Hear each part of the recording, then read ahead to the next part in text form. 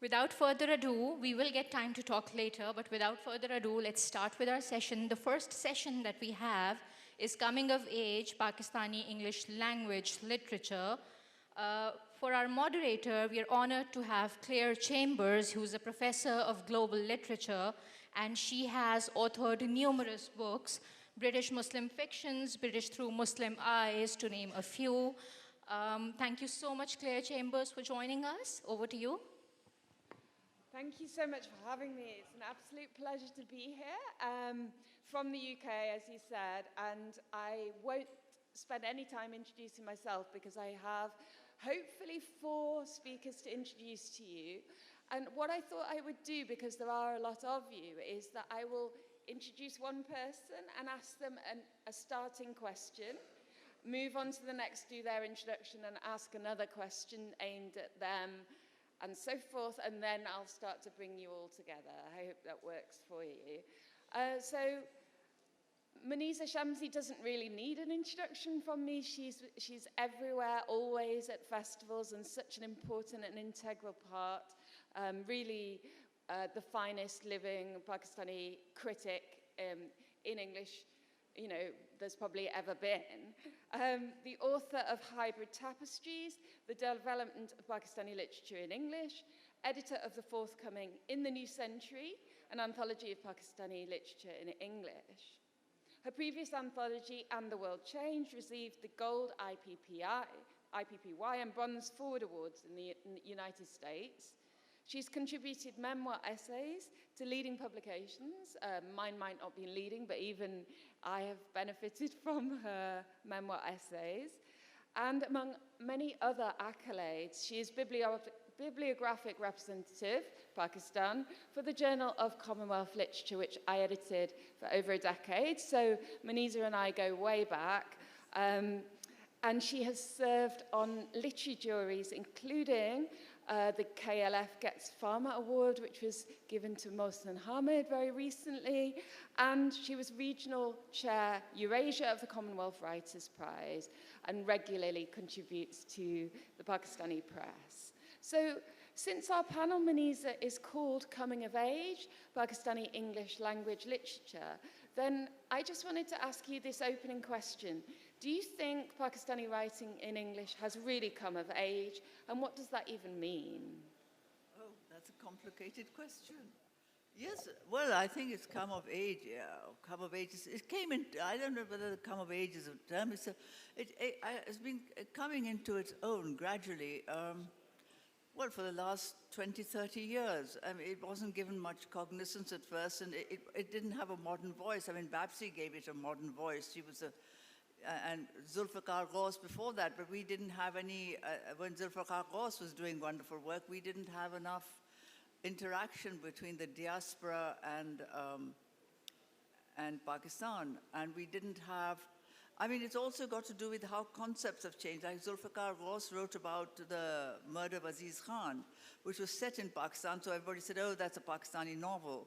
But when he wrote about Brazil, everybody said, oh, he's writing about Brazil, he's not really Pakistani, he lives in diaspora. But actually, his Brazilian trilogy, it draws on his Pakistani experience. I mean, critics have now said that the Brazilian trilogy is murder of Aziz Khan on a larger scale. I mean, the world is kind of interlinked. We now see links between countries, how certain countries have certain kind of history. We see how diaspora writing and Pakistani writing, they also have a link. The voice, I'm sort of talking about why a lot of people say, why do you include people living in the diaspora? Because some of them, of course, are brought up in Pakistan, some have been brought up in England, but the fact is they are a voice of the minority, of the marginalized. Not now they're coming into the mainstream. So whether you're actually writing from Pakistan or whether you're writing as a diaspora writer, that writing is being given cognizance. I'd like to make a sort of slide. Someone asked me yesterday why I started on this subject, and the reason why I started on this subject was I grew up in England. I went to school there, and frankly, there was absolutely nothing about my country except for Kipling and E.M. Forster, and that had nothing to do with the world in which I inhabited. So I started looking at this literature, and now, as more and more literature is produced, I realize how these works challenge that narrative, or how they engage with it. And so coming of age or coming into its own has really got to do with establishing a voice for yourself the world over, and finding the links not only in your own country, but between the world, because we live in a global world which is interlinked. Thank you. That's a great answer. Thank you, Maniza. Moving to Taha. Taha Kehar is a novelist, journalist, and literary critic. A law graduate from SOAS, London, Taha is the author of 3 novels, No Funeral for Nazia, which I just completed reading and really enjoyed, from 2023, Typically Tanya, 2018, and Of Rift and Rivalry from 2014. He's also the co-editor of The Stained Glass Window, Stories from the Pandemic from Pakistan, and as you know, I'm kind of obsessed with COVID, so I reviewed that for Dawn. So luckily, I'm getting quite familiar with your work by now. Found it really compelling. Kehar has served as the head of the Express Tribune's Peshawar City pages and bi-monthly books page, and he worked as assistant editor on the op-ed desk at the News. And based in Karachi, he teaches undergraduate media and social sciences courses. So we're lucky to have you on the panel, Taha. And I guess I wanted to ask you, because Maniza really kicked us off so well with that history and some of those early figures like Zulfikar Ghosh and Bapsi Sidhwa. You're our sole millennial representative, so I wonder what the perspective looks like from the younger generation, from millennials and Gen Z. It's quite a different scene now. What do you feel about this coming of age of Pakistani writing in English? So I don't usually identify as a millennial, but okay. I am a millennial, but I don't identify as one. As far as this topic is concerned, coming of age for Pakistani English literature, I feel we've come of age across time and space. You could say 20 years ago we came of age, and you could say now we've come of age as well, but I think that's somewhat immaterial. Everyone who has written and contributed to the canon has added a unique and refreshing voice. And what I feel at the moment is that we are at a stage when we're exploring genres. Someone like Beena Shah is now writing sci-fi. We have Usman Malik working with speculative fiction. We also have Kamila Shamsie, who did a complete reimagining of Antigone, and her most recent novel, Best of Friends, which, as a reader of Sally Rooney, I felt she was combating that vision, which I thought was very interesting. But we're working with different genres at the moment, and that is what is interesting about it. It's not that we're breaking away from literary fiction. It's very much intact, but that experimentation in itself is compelling. So yeah.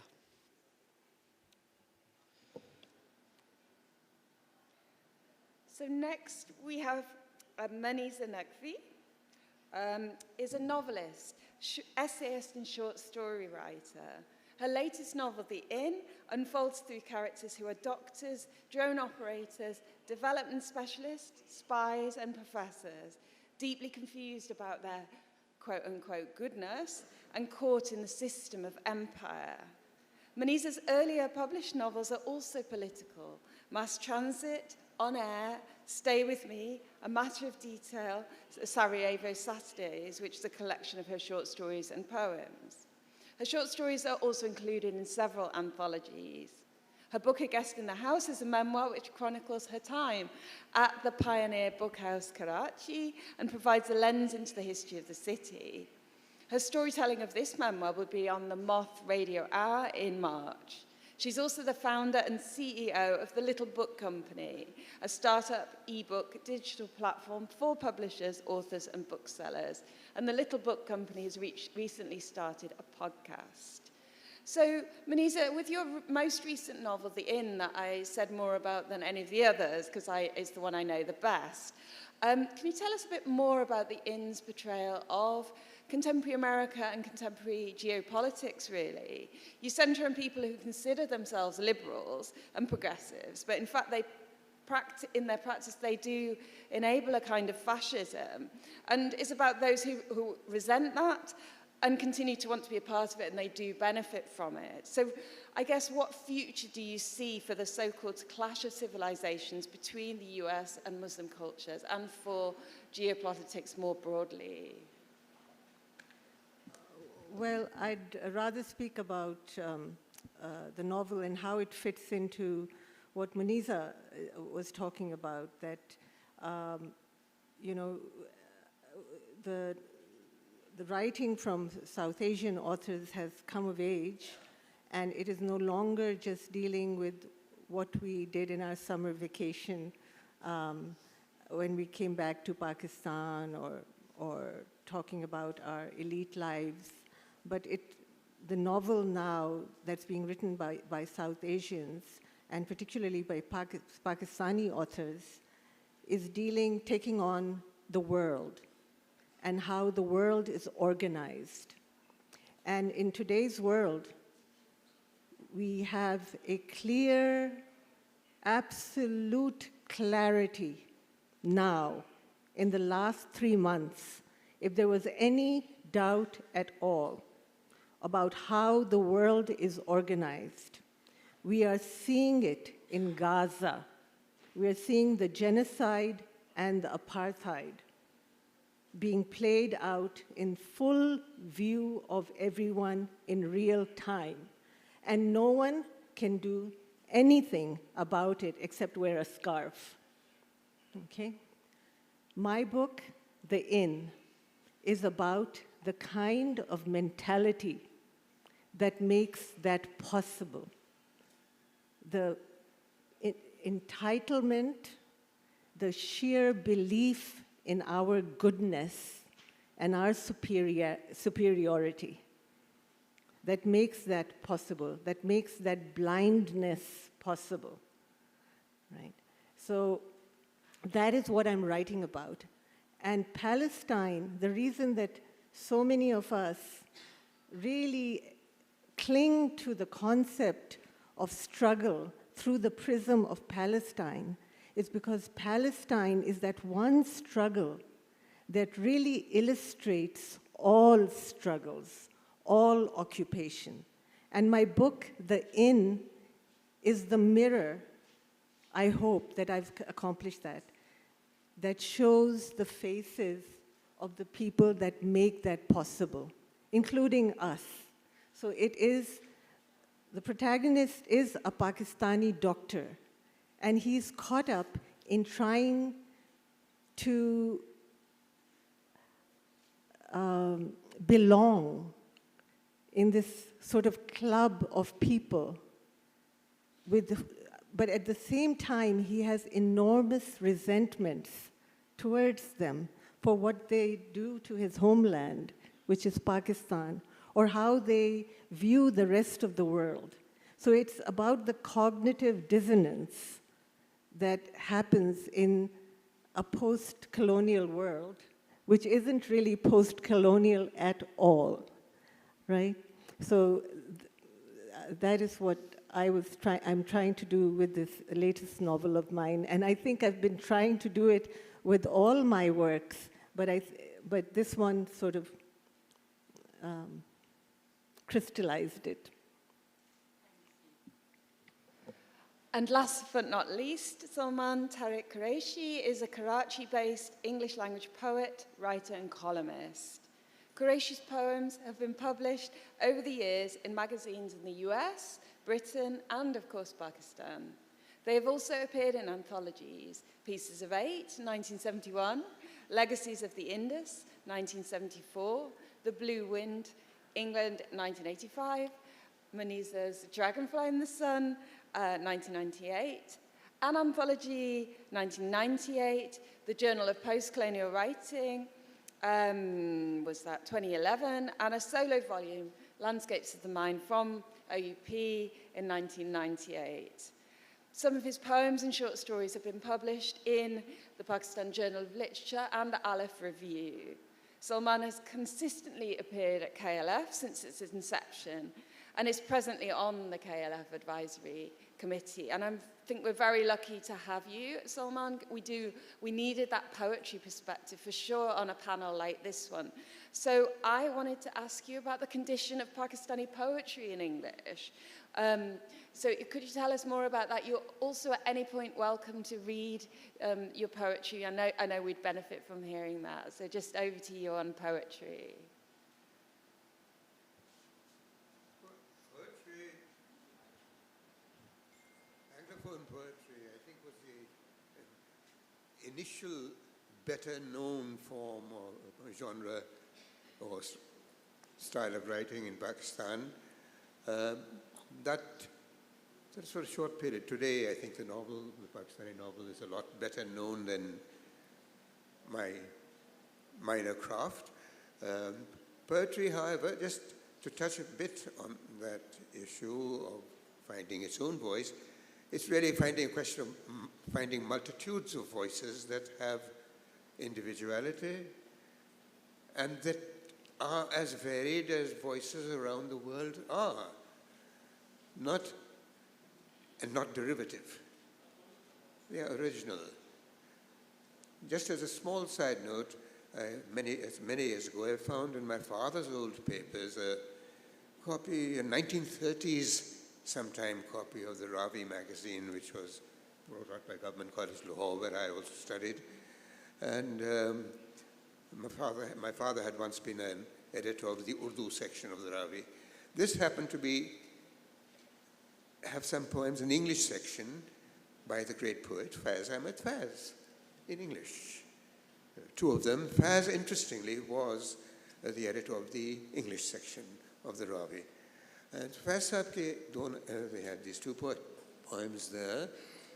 And, well, let's say they are not amongst his finest or greatest work. Yes, they were very polished, but they had that kind of fantasy, romanticism, distant romanticism that was probably brought down by Professor Eric Dickinson, who was the professor of English in his day and who was a total late Victorian romantic in his taste, which was echoed there.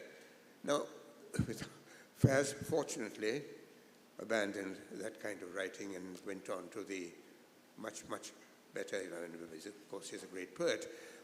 Point of saying it is, this was derivative. And there are a number of writers from that period, in the 50s, even to the 60s, who were echoing modes that they thought were the way to write. I think the first really individual voices that cropped up here, and I need to just mention them very quickly, there was a number of them. Zulfikar Ghaus, of course, that's where I would start. And Zulfikar Ghaus, although his connection to Pakistan is tenuous, he was born in what is now Pakistan, but he lived in what was then India, and what is now India for that matter. And then he moved to the United Kingdom, where he lived many years, where I met him actually. And then from the UK, he moved from London, he moved to South America eventually, where he lived the rest of his life, most of his life. Yet his style, I think, brought many of us into what I would call, and then there are a lot of young people, I think younger people all over the country, in Karachi, in Lahore, in Islamabad, that I know of, who are writing very fine work in small groups of their own. Some are publishing from time to time as vanity publishing maybe, or maybe real publishing. There is not enough of that in the country, so I'm not going to continue on that point. The point is, it's there. They are all individual voices. They have the courage to continue to write as they see it. And that, I think, is the scene that we are talking about today. Great, thank you. And since you've mentioned the diaspora, and that's come up a few times in what people have been saying, let me ask everybody, just whatever, whoever wants to chip in, about the diaspora and what's going on in Pakistan. Sometimes it's seen as a bit of a divide. I mean, Maniza, you've talked about leaving home, and also you've complicated it, that it's not so simple as to draw a line between leavers and those who've stayed, because often people have moved and come back, and it's just not so simple.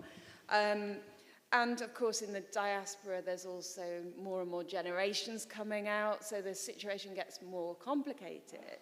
And so I just wonder, picking up on what you just said, Salman, and what others have been saying, what your thoughts are about interactions between what's going on in places like the US, Maniza, Britain, Maniza maybe more, and me, and other parts of the world where Pakistanis are living and writing. So I don't mind who speaks, but anyone who has thoughts about this issue. Well, I mean, I have thoughts about all this all the time. One of the things actually I have been thinking of, where there's a newer generation, where maybe there's a third or fourth generation, to what extent they reclaim this inheritance. Some people feel the need to, some people don't. Now, often if you find a Pakistani name, I don't know, because I do this bibliography and I check them out, they often don't say they have any Pakistani or Indian links, they just say we're American or British. The thing that interests me, for example, is I have read a book, and it's a very good book, on Hanif Kureshi. And of course, Hanif Qureshi's whole argument was, I am British born, and he fought this battle. But he is very happy to take part in anthologies on Pakistani English literature. And this book says, he's British, and they completely overlook his Pakistani inheritance. And if you look at his work, he's engaging with his uncle, with Omar Qureshi. He engages with him all the time. One of his novels has a quote which is a sort of version of Maki Kureshi. He was very aware of his Pakistani inheritance, which was literary, and it influenced him. So you can't actually deny that inheritance, although when there are other complications about Hanif, because this is the other narrative over here, is that English is the language of the elite. Well, okay, but in England it is not the language of the elite, it's the language of everybody. Now, when British Asian writers write about working class life, a lot of people in Pakistan say, oh, they're just pandering to stereotypes, they don't relate to that life. But actually that life is being expressed. So it broadens the whole horizons of Pakistani English literature. And actually what I wish is much more of it would be translated. Thank you. Taha. I suppose our identities are very complex, if you think about it, whether you live in Pakistan or you belong to the diaspora.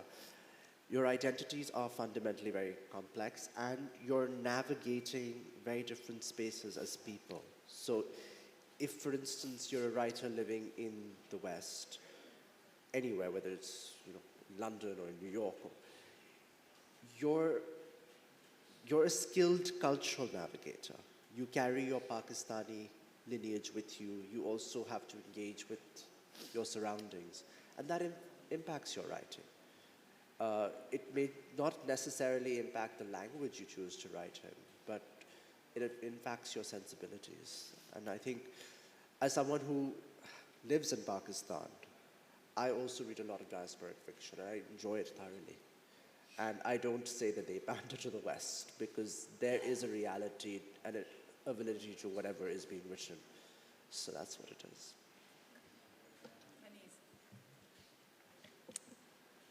I haven't fully formed this thought in my head, so maybe I shouldn't speak it, but what the heck.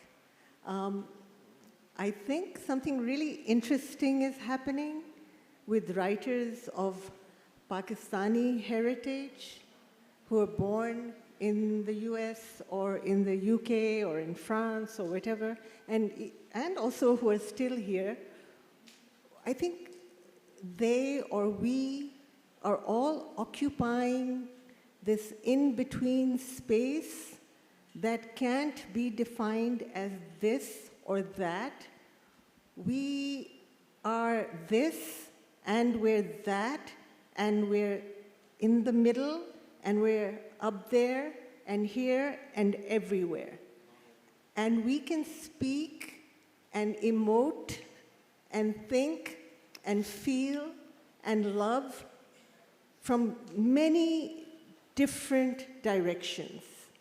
And I guess in this world that we live in that likes to categorize everybody, I think they found a category, I think it's called queer, and I think it means something very specific, but that's not what I mean.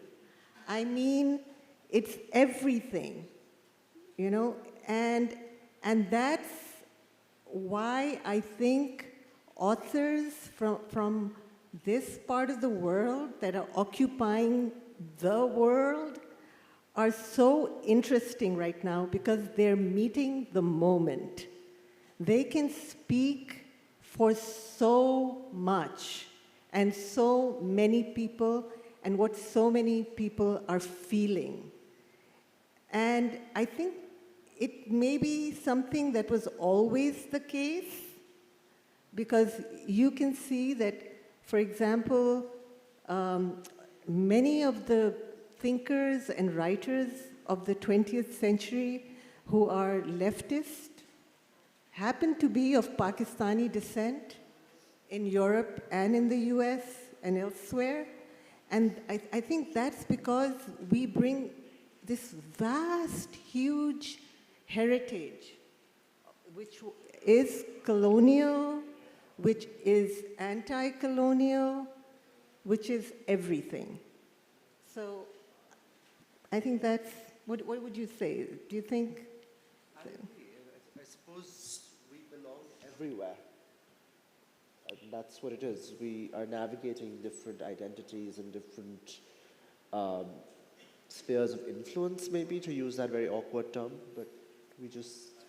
And different emotions. Different emotions. It's different emotional landscapes and political landscapes, perhaps. Yeah. And Salman, this is your idea.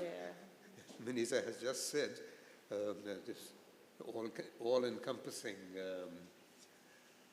But that's, I'm not, is there such a thing? I think I've been asked that question previously, not just now, but and it's relevant to this. Is there a Pakistani voice in poetry that has often been in so-called Pakistani art? This came up.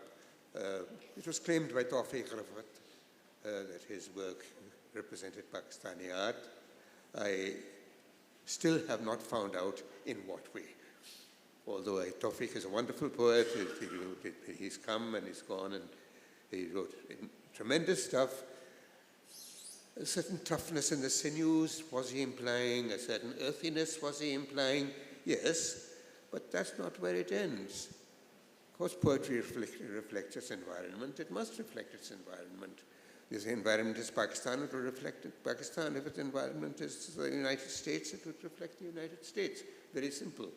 If it does anything else, then if it's the environment is the moon, as one day it might be, it will reflect the lunar landscape.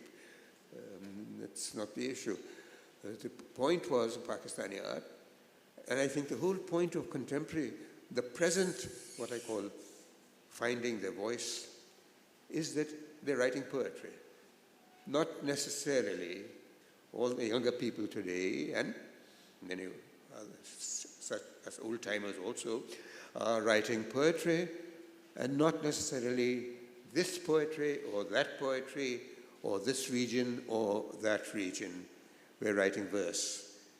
And that's what the verse is about, anything and everything. And it's written in many different forms, many different formats, and there are many different genres, ideas, and style, and all are relevant. I just wanted to make a particular mention on the program, this KLF. There's this, what is it, this performance poetry thing that's been the program was yesterday, what was it, the youth poetry. Now, I was asked what I thought of it, and I think it's relevant to us today. Yes, that's poetry also. Not my kind, maybe not your kind, anything, but it is poetry and it is relevant. There's no harm in that. It is poetry in the same sense as hip-hop music is music alongside Beethoven. I want to pick up on a couple of things that people have said. Maniza, you said about we're post-colonial, but we're not post-colonial at all, which really struck me. And also, Muneeza, you were talking about the whole issue of writing in English and, you know, the charge of elitism, of pandering to the West, this idea of apologist literature. So it's a question, since our panel is all about English language literature, you know, how much have we actually moved, you know, since the colonial period? I'm thinking about African writers like Chinua Achebe, who chose to write in English but to bend the language and change it and experiment with it. Salman Rushdie also did that, and many, many others. And then there's Ngugi wa Thiong'o, who wrote in English and then made the decision to switch to Gikuyu and rejected English, and did see it as elitist and a colonial hangover. And so I'm just really interested in the perspective from English language Pakistani writers in the year 2024, and, you know, what you feel about writing in English, what sort of response you have, and what alternatives or what translation possibilities, if any, that you see. So I know it's a big question, but I'm sure you all have different angles. Maniza. I'll take it first. I think just tying it in with what Salman said about what is poetry, right? If it's relevant and in today's world, I'd just add to that, and I'd say that if it touches your heart, then it's poetry. If it moves you to act, it's poetry. Like Faiz Ahmed Faiz's poetry. It moves you to act and to feel part of something bigger, to feel hope, then it's poetry. Now, whether it's in English or whether it's in Urdu or Sindhi or Balochi or Punjabi or Pashto or French or whatever, Spanish, you should express yourself in whatever language you can. If you are able to write in English, and that's the only medium you can write in, you write in English. If Urdu or Sindhi or Balochi or Pashto or Punjabi is your medium that you feel strong in, you use that. But write or express yourself. If you feel that it's your body with which you express yourself, then you dance, but express. I, unfortunately, can only write in English. So I write in English, right? I didn't choose to write in English, but that's what I can do. And I'm specifically speaking to the younger people who I don't know if they're here by choice or by force, but this is what I want to tell you, that it's not by choice that we write in English, it's because that's what we were taught to write in.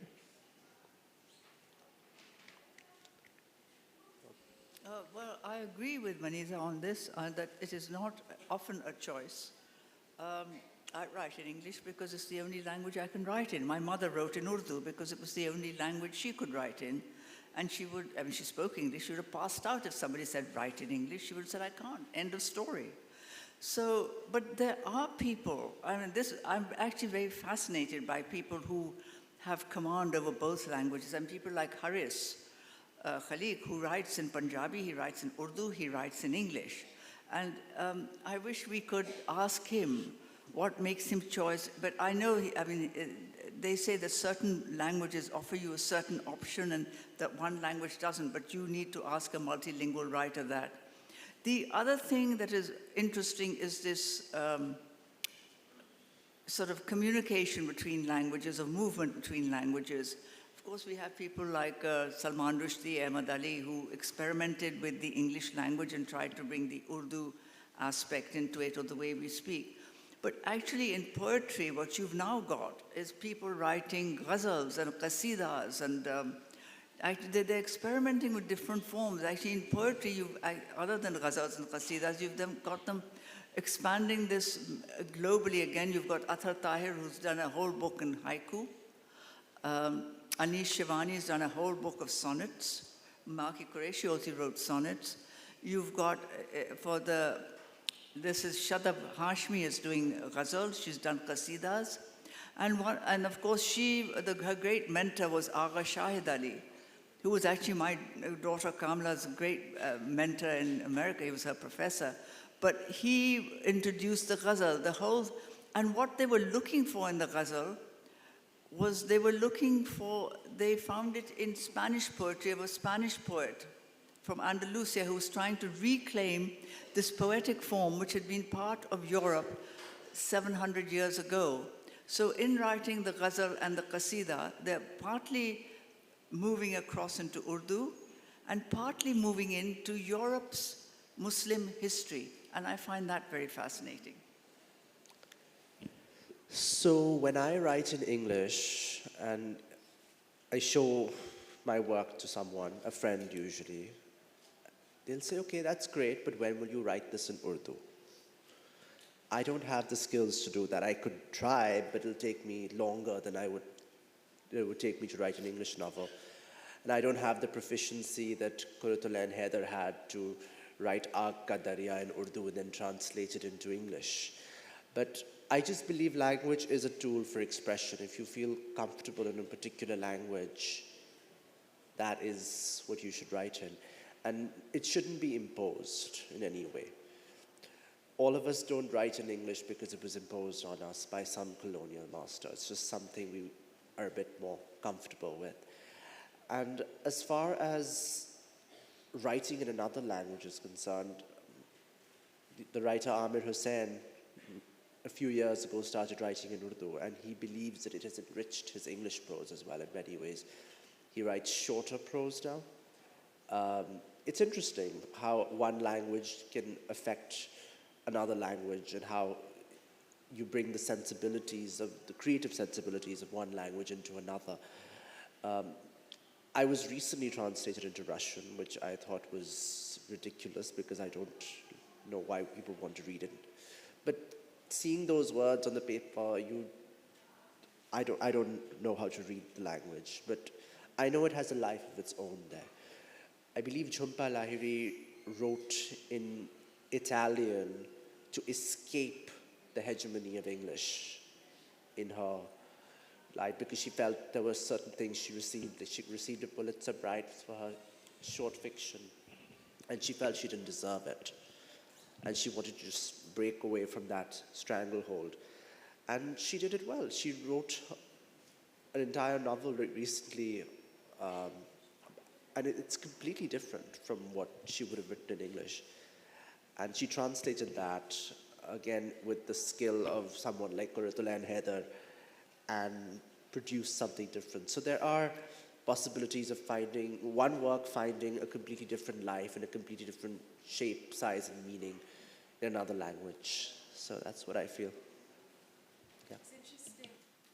You mentioned Amir Hussain, because he is one of the people that has in recent years moved back and forth between languages. But one of his characters said, you don't choose the language you write in, Yeah. it chooses It chooses you, yeah. which is what a lot of you are saying. And the Jhumpa Lahiri example is interesting as well because she's trying to write in a third language. A third language, And yeah. I don't know if you know Julien Colomo, who's French and writes in Urdu. So it's a very complex issue. And I wonder, Salman, what the view is from poetry and how much interaction there might be between different languages. English at the forefront, but Urdu and regional languages as well.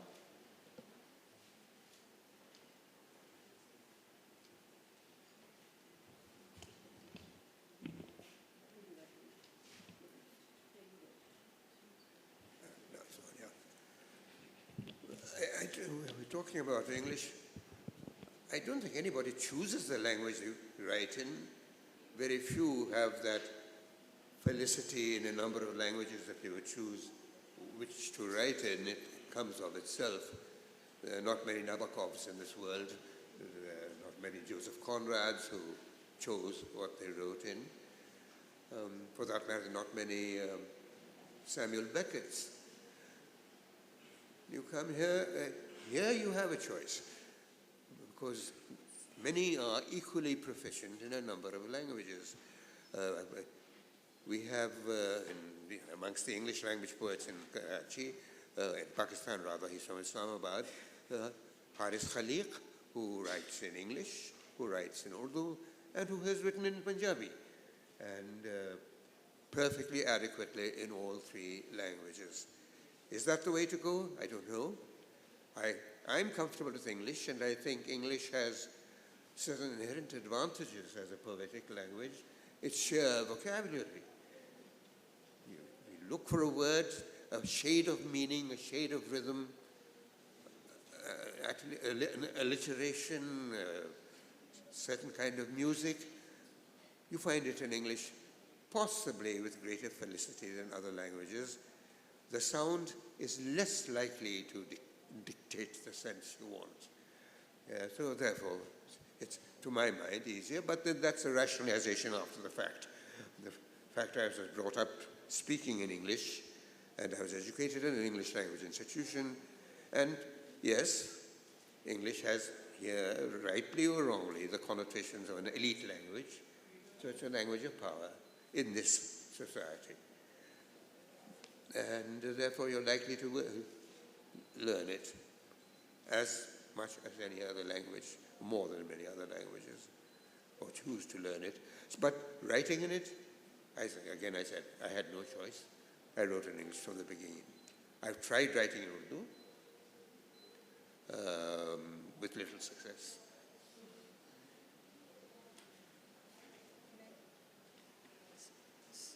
Is it on? Yeah. I tried to translate my memoir, one of, a guest in the house. I tried to translate that myself into Urdu before Sayyid Kashif Raza took it out of my hands and said, I'll do it for you. Stop torturing us. And, but when I was translating it into Urdu myself, I found it deepened my ability to, it changed parts of what I had written in English, because somehow the Urdu, because it is my mother tongue, that's what my parents speak, and that's where I think the emotional connection really is, that it made the language in English more beautiful when I tried to say the same thing to myself in Urdu. And then I took the Urdu and put it back into English. It just deepened the effect. So I'll own up to that. But can I write in Urdu? No, I can't. Can I speak in Urdu? Yes. I could maybe do an audio book, I don't know. So. Let me ask one more question before opening up for your questions, which is just about, I unfairly asked you, Taha, about the view for millennials, and you don't even identify as millennial. So let me just ask everybody how things are changing by this point of the 21st century. Salman, I was struck, you were talking about performance poetry, but there's also Insta poetry, people like Rupi Kaur.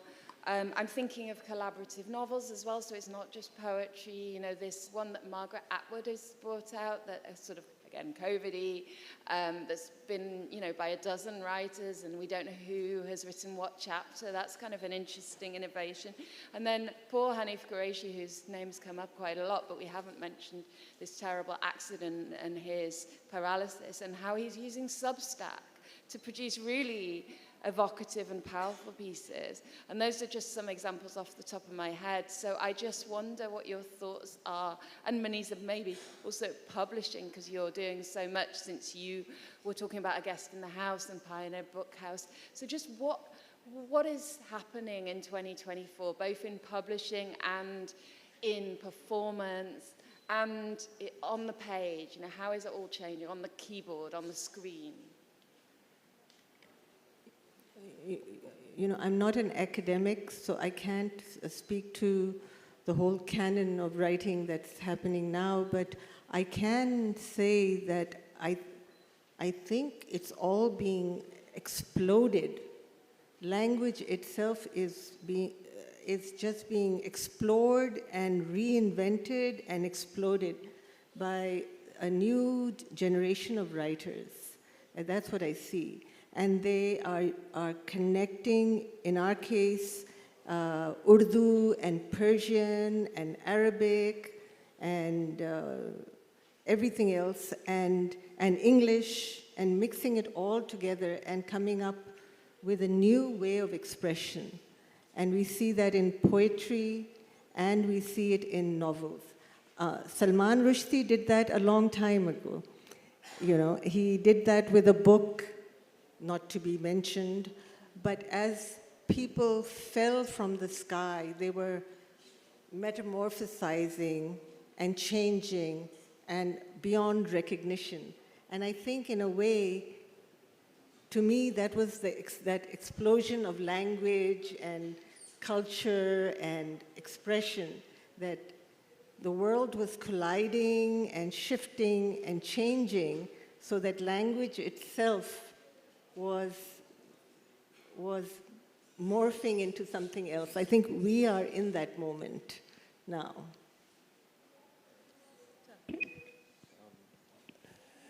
So I think good literature is a celebration of experiences. And I think with globalization, with social media, our attention spans are also very limited. And simultaneously, the width of our experience is very, very vast. So if you think about it, that's impacting language, the way we communicate ideas. You mentioned Insta poetry. I would say with that 280 character limit on Twitter and 300 or more words on Instagram, you have to find a way to be brief and concise. You have to be able to communicate ideas effectively. And it's impacting fiction in a way because you want to be read. I was told that you're in constant collision with Netflix as a writer. Nobody will read you. They will just wait for the film that will never come because nobody will make a film on your book, so you'll never be read. So make your fiction easily accessible, make it interesting, make it a reflection of social experiences, and that is what it is fundamentally. So, my thought is actually more on, I mean, I agree with both Maniza and Taha, what they say of this complexity. But what has happened in 2020, and it's been happening, is that you're getting access to readers you never had before. Without the internet, I mean, in Pakistan, this I have seen, you could hardly get any new books. And now, anyone you want, and if you want to download it, you download it. You don't wait for it to go through the censor and the, packages being disappearing and all this kind of thing. You just download it, and you get access. You want to hear about a single book, you can look it up. And so that has made a big difference also to the writing and to the who you're reaching out to. Yes, I think Muneeza just gave a lovely plug for the Little Book Company, which is an e-book company. You just download it and you read it. Oh, quite right, yeah. It is a great, Well, it's after a that- great initiative, by the way. Product placement, I know we have lots of questions. We'll start with the gentleman here. Is there a mic, please? Thanks. My name is Arif Zaman, and Claire would be remiss of me not to say that I'm a University of York alum. So my question is around continuity and change. And Maniza, you won't be surprised by me asking this question.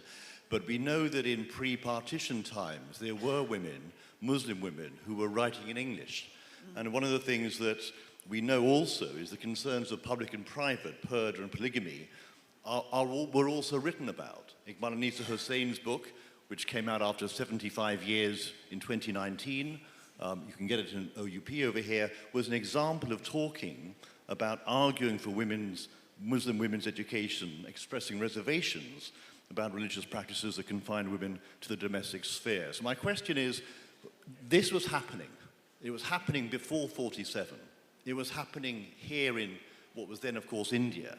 And yet, there is still a great deal of ignorance around that. It's getting better, but there's more that needs to be done.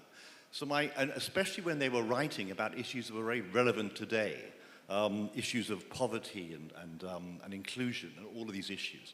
So my question is, what can be done to ensure there is much greater understanding and connectivity with not only those individuals like Iqbal Anisa Hussein and others, but also better appreciation of the thinking and ideas that can perhaps better inform contemporary and current debates in Pakistan, in Karachi, and indeed in London and New York. Thank you. That's a complicated question. Well, I mean, there needs to be much more looking at older work, which we don't seem to be, we're getting very sort of, I mean, generally we're very, well, because new work is so exciting, but we do need to look at the older work, at what the older writers were aiming for. One of the issues, it was pre-colonial, but it carried on even after post-colonial times, was this whole thing of why are you writing in English? And that was a big crisis because it was supposed to be communicating to the colonials and therefore represent, either you were, in the 19th century, you were trying to emulate the colonials, and so you got all this sort of rather flowery kind of English coming out, and which was often dated. The Romantics had been and gone, and everybody was trying to write like the Romantics, this kind of thing. But by the 1930s and 1920s, because of the independence movement, things were changing. And you did get works of Ahmad Ali's work, your grandmother, she's your grandmother, isn't it? Panellists Hussein, whose work I discovered. And actually, it was only, I must tell you, when I was only talking to him, yes, when I was only talking to him, I discovered, oh, I knew her daughter, and she lived next door to my aunt, and I had no idea. I'd read about Iqbal Anisa Hussein, I had no idea of her background. She was a fascinating writer who wrote about life, parda and polygamy, it was, in a Muslim household. And it was a wonderful book. And it's now been revived. So it's very important that books like these are revived. We certainly need to look at Ahmad Ali's Twilight in Delhi. It's always out. Also, his Urdu stories, his engagement, the Angare stories are fascinating. Although they have been re-examined now. But there are a lot of other writers from that time who need to be, well, I'm trying to think, other than the well-known ones who brought modernity in, we actually need to look at the old-fashioned ones also, where we think that they... And Taha had mentioned Karatalin Haider, who's not as early, but I think a very good example. So this is great. Are there any other questions? Yes. Mic over here, please. Oh, you got it. Assalamu alaikum. My name is Asad. I am engineer by profession. I have two questions in a row, which have very basic in nature. My first question is, do languages has any interaction or linkages with genes? And my second question, if someone knows more than one languages, but the thought process remain in single language. How we can identify this? How we can say about this? So if I get you right, the first question is about language and its relationship with change. And the second one, sorry, genetics, okay. And the second one, if you have more than one language, then the thought process, working between, yeah. Great, thank you for repeating. I have an answer to your second question. I suppose there's a language you think in and the language that is the language of your soul, and I think that is the language you dream in. So ask that question. Which language are you dreaming in? Which language are not only your thoughts in, because we're trained to think in 2 or 3 languages, but the language you dream in. And it's not just actually going to sleep and the dreams and nightmares you have, but the aspirations that you have, which language truly encapsulates all of those elements. And as far as language and its connection to change is concerned, language is constant. Genes. Well, I think you could easily defy your genes and write in a completely different language. Didn't your mother write in Urdu? My mother wrote in Urdu. Yes. My grandmother wrote in Urdu. And they you all write wrote in English? Urdu. My chachi wrote in English, and she was. And oh, by the way, the interesting argument I used to always hear, to go off a tangent slightly when we're talking about older writers and this whole debate about English, was when I was younger, this thing about English should only be used non-creatively, to propaganda was. They used to compare Atiyah Hussain and Qurratan-e-Ain Haider and say, you see, they were both bilingual. Qurratan-e-Ain Haider wrote in Urdu, and Atiyah wrote in English, and Qurratan-e-Ain Haider was at that time well known. Of course, now Atiyah Hussain is a pioneer. But at that time, the debate was that, you see, you should write in Urdu. I find that very fascinating because my aunt's first language was English. My Nana was an Urdu writer, and his granddaughter can barely speak Urdu. Yes, well, that's... But his granddaughter also writes. Okay. The point is to write. Yeah. So it was the culture of the home that really valued the written word. And as for dreaming, it depends on the last language I heard. Well, I can carry on a whole conversation in my dreams, in Russian or in French. I can wake up speaking my version of it because I dreamt and talked in it all night long because that was the last language in my head, or Arabic. Lately, I've been carrying on huge dialogues in Arabic, which are all gobbledygook, obviously, because I don't speak the language, but boy, I spent the entire night speaking it. So, I don't think it's about genetics. It's about what we call nurturing. It's about your surroundings and what you're hearing and what you're seeing. There's another aspect of language also, which is the fact that language is also, it's not just communication, it's not just art, it's not just expression, it's also linked to identity. And that is where, in a sense, lies the rub, because identity is a divisive thing. It separates peoples. It doesn't bring them together. It says, I am me and you are something else. And that is the downside. Because, for example, we were talking about you can publish anywhere today on the net, it's universal. But then again comes that question of a world that is breaking up. It's being broken up into identities that are hostile to one another. And that, I don't think I have an answer to that, but I'm saying it is an aspect of language, unfortunately. The thing is to just go ahead and express yourself in your own and hope that somebody is listening. to that point of the world being broken up and being divided, and that language has a role to play, I would say that it may not be language that's breaking up us up. It's actually not being allowed to express ourselves. Expression, when it's suppressed, then changes into a language of rebellion.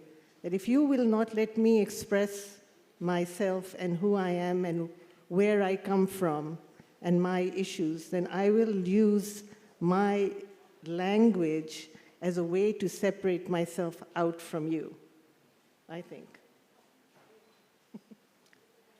I'm conscious that it's 12 o'clock. Have we time for any more questions, or do we need to wrap up?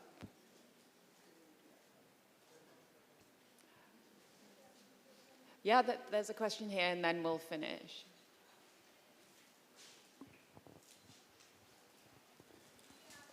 My name is Shahid, and my question is inspired from a comment made by Madam Shamsie. She said that, and rightly so, that English is the language of a certain class in this country. Of course, some quality work is being produced by writers of English language here in Pakistan. Don't you think that your fiction, your work should get translated, and it should reach out to the people who cannot speak this language? So I don't think enough is being done in this respect. Well, yes, I entirely agree. I think it should be translated. I mean, this is my great sort of bee in my bonnet. I'm so glad that some work is being translated now, but there has not been enough, and it needs to be done. In India, they're doing much more. When it comes down to translation, it's also about finding the right kind of translator. Yeah. I would love to translate my own work into Urdu. It'll take me a long time to do it, and I'll have to go back to the basics and understand how to do that. So I might struggle the way you did with your But it can be a lot of fun. Just read your own novel back to yourself and tape it in Urdu. And if you can't find the word, then go around it. Go around the word and describe that word, and you'll find that it becomes a richer book. Even if somebody else was translating my work into Urdu, I would be very conscious about it. I would want to be actively involved in the process. So it's not the same as being translated into a language you don't know.